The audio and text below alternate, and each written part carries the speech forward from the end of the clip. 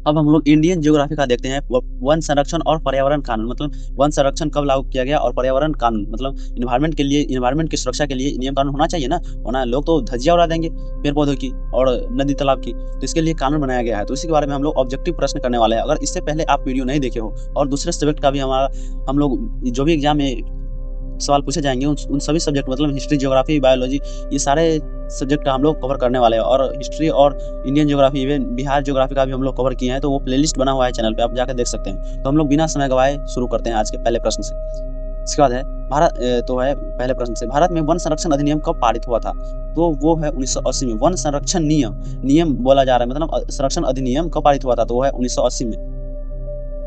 इस पर राष्ट्रीय वन नीति पहली बार कब घोषित की गई थी, मतलब पहली बार घोषित कब किया गया था? तो वो है 1952 में पहली बार वन नीति जो है वन के लिए, मतलब कहा गया कि वन के लिए भी कोई नियम कानून होना चाहिए, वो 1952 में। इसके बाद भारत में कुल भौगोलिक क्षेत्रफल का कितना प्रतिशत वन क्षेत्र होना चाहिए? तो वो है 33%। 33% होना चाहिए, लेकिन अभी 22% से भी कम है, 21% है वर्तमान में। यानी कि भारत में ऑक्सीजन लेवल यानी कि पेड़ पौधे बहुत कम है, जरूरत से बहुत कम, इसी वजह से अभी प्रदूषण बहुत फैल रहा है।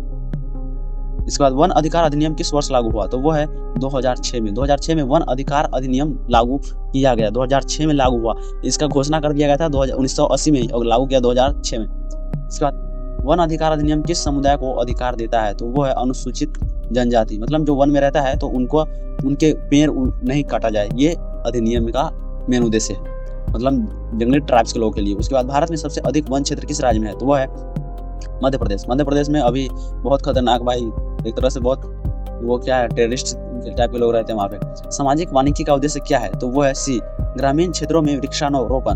ग्रामीण क्षेत्रों में वृक्षारोपण। सामाजिक वानिकी का उद्देश्य क्या है? वानिकी का मतलब होता है पेड़ पौधे वगैरह, तो इसका उद्देश्य है वृक्षारोपण। इसके बाद वन सर्वेक्षण भारत में किस संस्था द्वारा किया जाता है? तो वो है FCI, forest survey of India. Forest survey of India के द्वारा वन सर्वेक्षण किया जाता है, मतलब वनों के बारे में मापा जाता है कि वन कितना है भारत में। इसके बाद भारत में वन क्षेत्र की गणना कितने वर्षों में होती है? तो वो है 2 साल में। हर 2 साल में वन का पता लगाया जाता है कितना है। अभी इंडिया में लगभग 20% ही बचा होगा, क्योंकि कुछ दिन पहले 21% था, लेकिन लगातार पेड़ हमारे देश में घटता ही जा रहा है। इसके बाद वन संरक्षण अधिनियम के अंतर्गत किस गतिविधि पर रोक है? तो वो है वन भूमि और गैर कार्यों में उपयोग। वन भूमि का गैर वन कार्यों में उपयोग। वन भूमि का गैर वन कार्यों मतलब कि कोई फैक्ट्री वगैरह नहीं लगाना, पेड़ पौधों को बेसिकली काटना नहीं। इसके बाद भारत में वन्य जीवों का संरक्षण हेतु कौन सा अधिनियम लागू है? तो वो है वन जीव संरक्षण अधिनियम। वन्य जीव संरक्षण अधिनियम। भारत में वन्य जीव संरक्षण हेतु कौन सा अधिनियम लागू है? तो वन्य जीव संरक्षण अधिनियम। इसके बाद वन्य जीव संरक्षण अधिनियम किस वर्ष पारित हुआ? तो वो है 1972 में। वन्य जीव मतलब जीवों के लिए, वन में रहने वाले जीवों के लिए उसका के लिए सुरक्षा अधिनियम कब लागू किया गया? तो मतलब घोषित किया गया, तो वो 1972 में। इसके बाद वन्य जीव संरक्षण अधिनियम में कितनी अनुसूचियां हैं? तो वो है 6। वन्य जीवों के जो सुरक्षा के लिए जो अनुसूचियां है, नियम कानून है, वो 6 है। 6 नियम कानून है। इसके बाद भारत में राष्ट्रीय उद्यानों की संख्या लगभग कितनी है? तो वो है 106 राष्ट्रीय उद्यानों का मतलब होता है कि जंगल, चिड़ियाघर कह सकते हैं। राष्ट्रीय चिड़ियाघरों की संख्या कितनी है? तो वो है 106। उसके बाद भारत का पहला राष्ट्रीय उद्यान कौन सा है? तो वो है जिम कॉर्बेट नेशनल पार्क, ये सबसे पहला है भारत का। इसके बाद भारत में बाघ परियोजना कब शुरू हुई? तो वो है 1973 में। भारत में बाघ परियोजना यानी कि बाघों को बचाने की परियोजना कब शुरू हुई? तो 1973 में। इसके बाद बायोस्फीयर रिजर्व का उद्देश्य क्या है? बायोस्फीयर रिजर्व का उद्देश्य क्या है? तो वो है बी, जैव विविधता का संरक्षण। इसके बाद भारत में कुल कितने बायोस्फीयर रिजर्व है? तो वो है 18। भारत में कितने बायोस्फीयर रिजर्व है? तो है 18।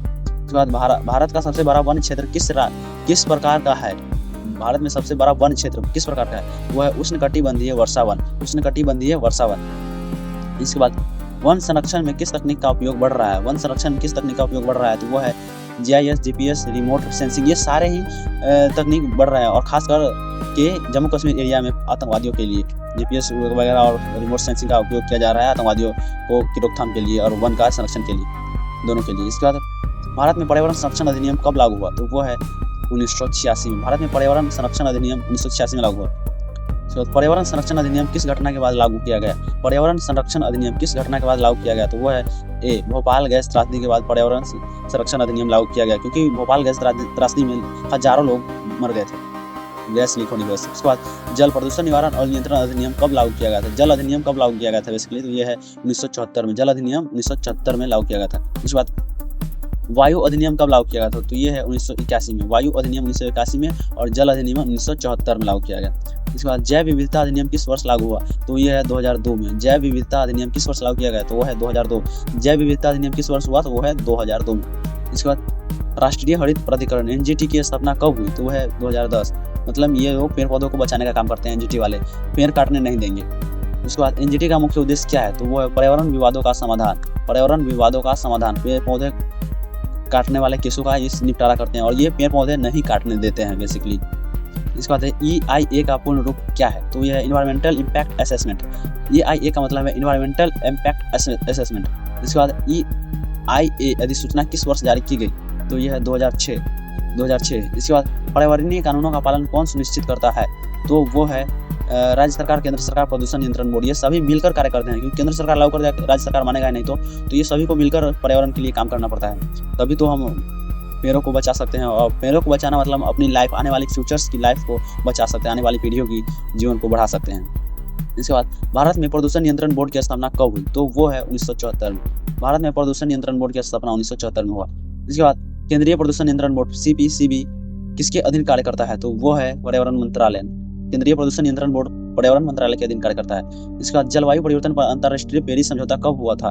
तो वो है 2015। जलवायु परिवर्तन पर अंतर्राष्ट्रीय पेरिस समझौता 2015 में समझौता हुआ था। इसके बाद भारत ने पेरिस समझौते पर कब हस्ताक्षर किए? तो वो है 2016 में। भारत ने पेरिस समझौते पर कब हस्ताक्षर किया? तो वो है 2016। इसके बाद भारत का पहला इको सेंसिटिव जोन कौन सा घोषित हुआ था? तो वो है नंदा देवी कहाँ है? बंगाल में। इसके बाद ये नंदा देवी पर्वत का नाम है। नंदा देवी ये उत्तराखंड में है। इसके बाद पर्यावरण प्रभाव का आकलन EIA का मुख्य उद्देश्य क्या है? तो ये है पर्यावरणीय प्रभाव का पूर्व मूल्यांकन, पर्यावरण के बारे में पहले से अनुमान लगाना कि पर्यावरण का प्रभाव कैसा रहेगा। इसके बाद राष्ट्रीय पर्यावरण नीति कब घोषित की गई थी? राष्ट्रीय पर्यावरण नीति कब घोषित की गई थी? तो वो है 2006 में। 2006 में राष्ट्रीय पर्यावरण नीति 2006 में घोषित की गई थी। इसके बाद भारत में जलवायु परिवर्तन पर कार्य करने वाली प्रमुख संस्था कौन सी? तो वो है पर्यावरण मंत्रालय। पर्यावरण मंत्रालय जलवायु परिवर्तन पर कार्य करती है सबसे अधिक। इसके बाद पर्यावरण शिक्षा को अनिवार्य करने की सिफारिश किसने की थी? तो वो है सुप्रीम कोर्ट ने। पर्यावरण शिक्षा को अनिवार्य करने की सिफारिश किसने की थी? तो वो है सुप्रीम कोर्ट ने। सुप्रीम कोर्ट ने ऐलान किया था कि पर्यावरण के बारे में बच्चों तक को बताया जाए, इन्वायरमेंट के बारे में, ताकि वो सजग रहे और पर्यावरण की सुरक्षा के लिए अपना भी योगदान दें। इसके बाद भारत में प्लास्टिक अपशिष्ट प्रबंधन नियम कब लागू हुए? तो ये है 2016 में प्लास्टिक पर बैन लगा दिया गया 2016 के बाद। इसके बाद भारत में वनों की स्थिति पर रिपोर्ट कौन जारी करता है? तो वो है FCI, food security index. Bharat में वनों की स्थिति पर रिपोर्ट कौन जारी करता है? तो वो है FCI। इसके बाद पर्यावरण संरक्षण अधिनियम के तहत किसे विशेष शक्तियाँ प्राप्त है? तो वो है केंद्र सरकार। पर्यावरण संरक्षण अधिनियम के तहत केंद्र सरकार को विशेष शक्ति प्राप्त है। तो भारत में पर्यावरणीय न्यायालय की स्थापना किस उद्देश्य से हुई? तो वो है पर्यावरणीय विवादों का समाधान, NGT। मतलब NGT का स्थापना किस उद्देश्य से हुआ? तो पर्यावरणीय विवादों का समाधान करने के लिए।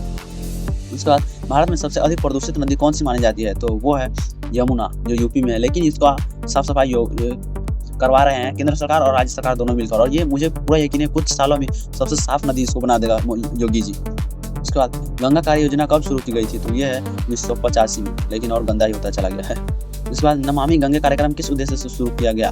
तो ये है गंगा की सफाई। नमामि गंगा कार्यक्रम के उद्देश्य गंगा की सफाई के लिए हुआ था, लेकिन ये दिन प्रतिदिन गंदा होता जा रहा है। और भारत में वनों की कटाई को रोकने के लिए कौन सी योजना चलाई गई? तो वो है ग्रीन इंडिया मिशन। वनों की कटाई को रोकने के लिए ग्रीन इंडिया मिशन चलाया गया। इसके बाद ग्रीन इंडिया मिशन किस मिशन का हिस्सा है? तो वो है national action plan of climate change. National action plan on climate change, क्योंकि पेड़ पौधे कम रहेंगे तो बहुत सारी समस्या होने लगेंगी। और हमारे देश में ऑलरेडी जितना 33% कम से कम रहना चाहिए, लेकिन हमारे देश में सिर्फ 21% ही पेड़ पौधे बचे हुए हैं। इसके बाद भारत में पर्यावरण जागरूकता बढ़ाने के लिए कौन सा दिवस मनाया जाता है? तो वो है पर्यावरण दिवस। पर्यावरण दिवस मनाया जाता है, लेकिन कोई पेड़ नहीं लगाता है। मैंने भी नहीं लगाया था। विश्व पर्यावरण दिवस कब मनाया जाता है? तो वो है 5 जून को। 5 जून को विश्व पर्यावरण दिवस मनाया जाता है। इसमें कम से कम हम लोगों को एक पेड़ लगाना चाहिए, लेकिन अफसोस की बात मैं भी कह रहा हूँ कि मैंने भी एक भी पेड़ नहीं लगाया है। मतलब 5 जून को सिर्फ कहने के लिए स्टेटस लगाता हूँ, मगर पेड़ नहीं। इसका मुझे दुख है, लेकिन क्या करूँ।